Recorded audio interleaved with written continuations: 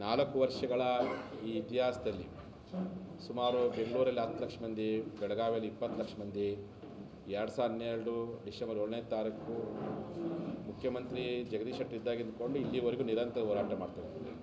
ಎಂದೂ ನಮ್ಮ ಜನ ಅಶಾಂತಿಗೆ ಅವಕಾಶ ಕೊಟ್ಟಿಲ್ಲ.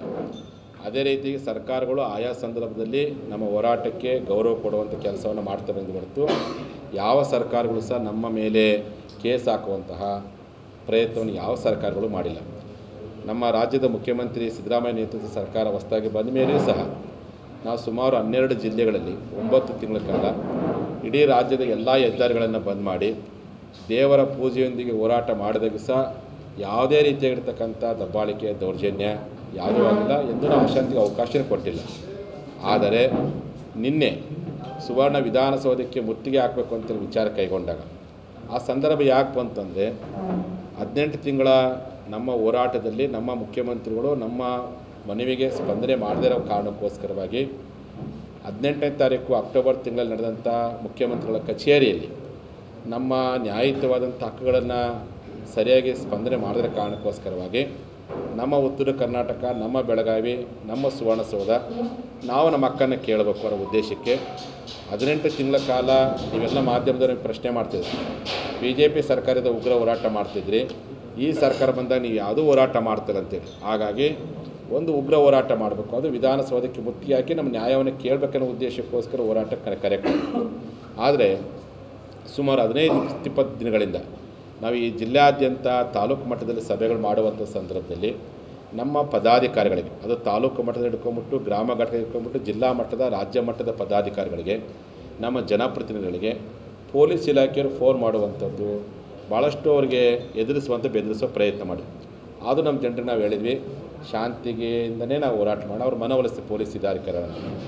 ಕೊನೆಗೆ ಮತ್ತೊಂದು ಮುಂದೆ ಹೋಗಿ ನಾವು ಟ್ಯಾಕ್ಟ್ರಿ ಅಲ್ಲಿಗೆ ಅವಕಾಶ ಮಾಡಿಕೊಡಲ್ಲ ಅಂತಂದು. ಆದರೂ ಸಹ ನಾವೇನಂದ್ವಿ, ಟ್ಯಾಕ್ಟ್ರಿಗಳು ಬಂದರೂ ಸಹ ಬೆಳಗಾವಿ ನಗರದ ಹೊರಗಡೆ ನಿಲ್ಲಿ, ನಾವು ಹೇಳೋ ಹೊರಗಡೆ ತರೋದು ಬೇಡ ಅಂತೇಳಿ.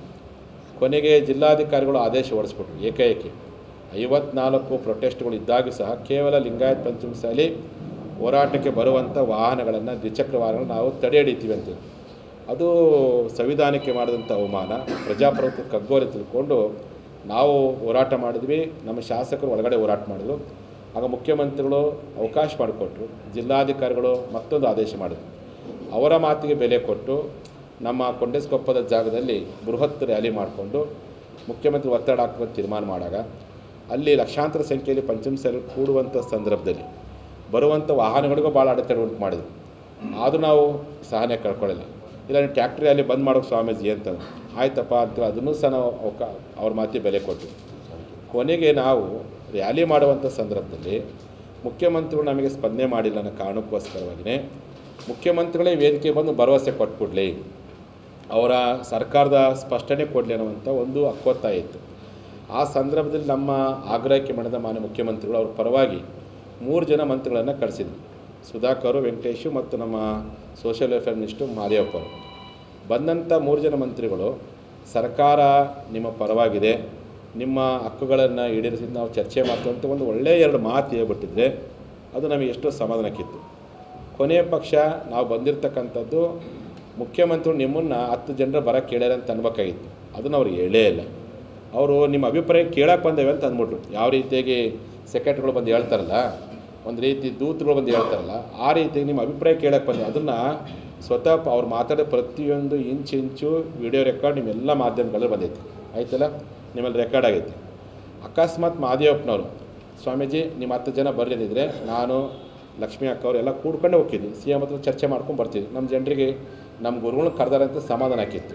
ಏನೋ ಒಂದು ಆವತ್ತಿನ ಸಮಾರೋಪ ಮಾಡಿ ಮುಂದಿನ ಹೊರಟು ಘೋಷಣೆ ಮಾಡಿಬಿಡ್ತಿದ್ವಿ. ಅವ್ರ ಬಾಯಲ್ಲದು ಬರಲೇ ಇಲ್ಲ. ನಿಮ್ಮ ಅಭಿಪ್ರಾಯವನ್ನು ಕೇಳಕ್ಕೆ ಬಂದವೆ ಅಂತಂದರು. ಅದಕ್ಕೆ ನಮ್ಮ ಅಭಿಪ್ರಾಯ ಕೇಳಬೇಕು. ನಾನು ಅವ್ರ ಮಾತಿ ಬೆಲೆ ಕೊಟ್ಟು ಆಯಿತು 3 ಜನ ಸಚಿವರು ಕಳಿಸಿರಿ, ಹೆಂಗೆ ಮಾಡ್ಬೇಕಂದ್ರೆ ಜನ ಏನಂದರು, ಮುಖ್ಯಮಂತ್ರಿಗಳೇ ಬರಬೇಕು ಅಂತಂದರು. ಮುಖ್ಯಮಂತ್ರಿ ಬರ್ಬೇಕಂದ್ರೆ ಮತ್ತು ಜನರ ಮಾತಿಗೆ ನಾನು ಓಲೆ ಕೊಡೋಕ್ಕಾಗತ್ತೆ. ಜನರ ಆಗ್ರಹಕ್ಕೆ ತೆರೆವಾಗಲೇಬೇಕನ್ನೋ ಕಾರಣಕ್ಕೆ ಆಯಿತು ಮುಖ್ಯಮಂತ್ರಿ ಬರೋವರೆಗೂ ನಾವು ಹೋರಾಟ ಮುಂದುವರಿಸ್ತೀವಿ. ಅವಾಗ ಮುಖ್ಯಮಂತ್ರಿ ಬರೋಕ್ಕಾಗಲ್ಲ ಸ್ವಾಮೀಜಿ ಅಂತಂದು ಯಾರಂದರು, ಇದೇ ನಿಮ್ಮ ADGP ಅವರು ಮುಖ್ಯಮಂತ್ರಿ ಬರೋಕ್ಕಾಗಲ್ಲ ಅಂತ. ಹಂಗಾರೆ ನಾವು ಅಲ್ಲಿಗೆ ಹೋಗೋಣ, CM ಇದ್ದಲ್ಲಿ ಹೋಗೋಣ, ನಮ್ಮ ಹಕ್ಕುಗಳ ಬಗ್ಗೆ ಅವ್ರು ಕೇಳಿ ಅವ್ರು ಏನು ಸ್ಪಷ್ಟೀಕರಣ ಕೊಡ್ತಾರೆ ಕೊಡಲಿ, ಅದು ನಮ್ಮ ಜನರಿಗೆ ಹೇಳ್ಬಿಟ್ರಾಯ್ತು ಅಂತೇಳಿ ಅವ್ರು ಇದ್ದಲ್ಲೇ ಹೋಗ್ಬಿಡೋಣ ಅಂತ ತಿಳ್ಕೊಂಡು ಲ್ಯಾಂಡ್ ಆರ್ಡರ್ ಪ್ರಾಬ್ಲಮ್ ಆಗೋದ್ರ ಕಾರಣಕ್ಕೆ ನಾನೇನು ಮಾಡಿದೆ ಸಿ ಎಮ್ ಅಲ್ಲಿ ಬರಲಿ ಅಂತೇಳಿ ಅದಕ್ಕೆ ಒಪ್ಪಲಿರೋ ಕಾರಣಕ್ಕೆ ನಾವೇ ಅಲ್ಲಿಗೆ ಹೋದ್ರತ್ತಂತೇಳಿ ರಸ್ತೆ ಹತ್ರ ಬರುವಂಥ ಸಂದರ್ಭದಲ್ಲಿ ವಿನಾಕಾರಣ ಕೆಲವೊಂದು ಪೊಲೀಸರು ಅವರು ಸಿವಿಲ್ ಡ್ರೆಸ್ ಅಂದರೆ ಬೇರೆ ವೇಷಗಳನ್ನ ಹಾಕ್ಕೊಂಡು ಬೇರೆ ಬಟ್ಟೆಗಳನ್ನ ಹಾಕ್ಕೊಂಡು ನಮ್ಮ ಪ್ರತಿಭಟನಾಗಾರರ ಮೇಲೆ ಕಲ್ಲು ತೂರಾಟ ಮಾಡಿದ್ದನ್ನು ಅದು ವಿಡಿಯೋ ರೆಕಾರ್ಡ್ ಆಗಿದೆ. ಅದಾದ ನಂತರ ನಮ್ಮ ಜನರು ಬ್ಯಾರಿಕೇಡ್ ತೊಳ್ಳೋ ಪ್ರಯತ್ನ ಮಾಡಿದರು. ಕೊನೆಗೆ ADGP ಅವರು ಕೆಲವೊಂದು ಪೊಲೀಸ್ ಹಿರಿಯ ಅಧಿಕಾರಿಗಳು ನಮ್ಮ ಸಮಾಜದ ಮೇಲೆ ಭಾಳ ಹಲ್ಲೆ ಮಾಡಿದ್ರು. ಎಷ್ಟು ಹಲ್ಲೆ ಮಾಡಿದ್ರಪ್ಪ ಅಂದರೆ ಬೆದರಿಸುವ ಪ್ರಯತ್ನ ಮಾಡಿ ನಮ್ಮ ಜನ ಬೆದರ್ತಿದ್ರು, ಅಥವಾ ಬ್ಯಾರಿಗೇಡ್ ತಡೆಗಟ್ಟೋ ಪ್ರಯತ್ನ ಮಾಡಿ ನಮ್ಮ ಜನ ಎದುರ್ತಿದ್ರು, ಅಥವಾ ನೀವೇನಾದರೂ ಜಲ ಪೀರಂಗಿ ಮಾಡಿದರೆ ಆಯ್ತಾ ಹೋಗ್ತಿದ್ರು. ಬೇರೆ ಮಾರ್ಗ ಇತ್ತು, ತಡೆಯುವಂಥ ಮಾರ್ಗಗಳು ಬೇರೆ ಇತ್ತು. ಅದನ್ನು ಬಿಟ್ಟು ಪೊಲೀಸರು ಒಂದು ರೀತಿ ದ್ವೇಷದಿಂದ ಹೊಡಿತಾರಲ್ಲ, ದ್ವೇಷದಿಂದ ಅದು ಪೂರ್ವಗ್ರಹ ಪೀಡಿತರಿಗೆ ಹೊಡಿತಾರಲ್ಲ ಅಂತ ಮಾರಣಾಂತಿಕವಾದಂಥ ಹಲ್ಲೆ. ಎಷ್ಟು ಮಟ್ಟಿಗೆ ಹೊಡೆದಾರೆ, ಜನಸಾಮಾನ್ಯರಿಗೆ ಹೊಡೆದಷ್ಟೇ ಅಲ್ಲ, ಕರಿ ಕೋಟ್ ಹಾಕ್ಕೊಂಡು ಬಂದಿರತಕ್ಕಂಥ ವಕೀಲರ ಕೋಟನ್ನು ಹರಿದು ಅವ್ರ ಮೇಲೆ ಹಲ್ಲೆ ಮಾಡಿದ್ದಾರೆ, ಮಹಿಳಾ ವಕೀಲರ ಮೇಲೂ ಹಲ್ಲೆ ಮಾಡಿದ್ದಾರೆ, ಜನಸಾಮಾನ್ಯರ ಮೇಲೆ ಹಲ್ಲೆ ಮಾಡಿದ್ದಾರೆ.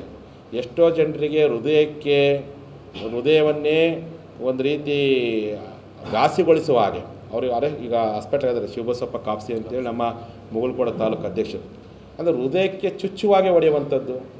ಇದು ಬಹುತೇಕ ಕರ್ನಾಟಕ ಸರ್ಕಾರ ಅಸ್ತಿತ್ವ ಬಂದಾಗಿಂದ ಸುಮಾರು 14 ಜನ ಮುಖ್ಯಮಂತ್ರಿ ನಾವು ಕಂಡಿದ್ದೀವಿ.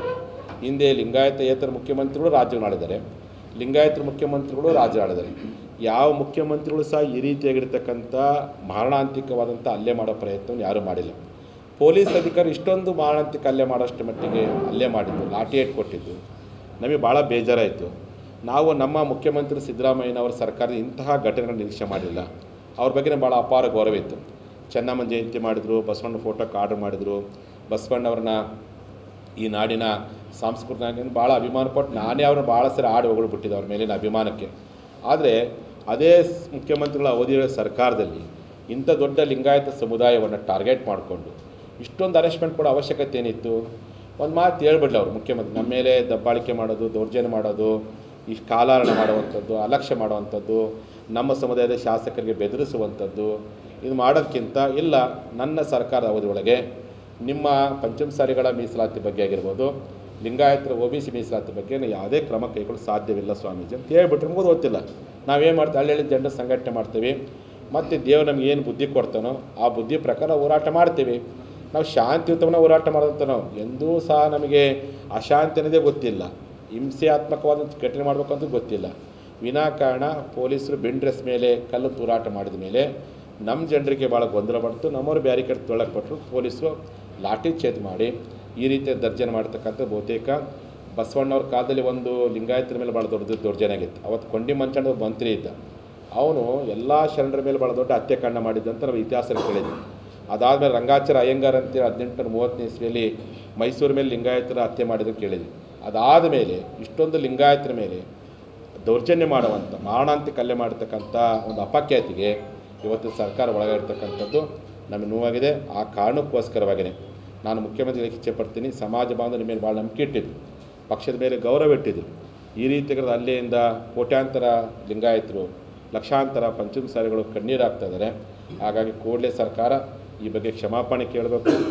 ಯಾವ ಪೊಲೀಸ್ ಅಧಿಕಾರಿಗಳು ದುರುದ್ದೇಶದಿಂದ ಒಂದು ರೀತಿ ಹೆಂಗೆ ಪ್ಲ್ಯಾಂಡ್ ಅಂತ ಆಗಿತ್ತು, ಪ್ಲ್ಯಾಂಡ್ ವೈಸ್ ನಮ್ಮನ್ನು ಹಲ್ಲೆ ಮಾಡೋ ಪ್ರಯತ್ನ ಮಾಡಿದ್ರು. ಯಾರ್ಯಾರು ಈ ಘಟನೆಗೆ ಕಾರಣಕರ್ತರು, ಅದು ನಿಮ್ಮ ಆದೇಶ ಮಾಡಿರೋ ಅಥವಾ ನಿಮಗೆ ಗೊತ್ತಿಲ್ಲದೆ ಮಾಡಿರೋ ಗೊತ್ತಿಲ್ಲ, ನೀವು ತನಿಖೆ ಮಾಡಿರಿ. ಅಂಥ ಪೊಲೀಸ್ ಅಧಿಕಾರಿಗಳ ಮೇಲೆ ಸೂಕ್ತವಾಗಿರ್ತಕ್ಕಂಥ ಕಾನೂನು ಕ್ರಮ ಕೈಗೊಳ್ಳಬೇಕು, ಅವ್ರನ್ನ ಸಸ್ಪೆಂಡ್ ಮಾಡಬೇಕು ಅಂತೇಳಿ ಈ ಮೂಲಕ ಆಗ್ರಹ ಮಾಡ್ತೀವಿ.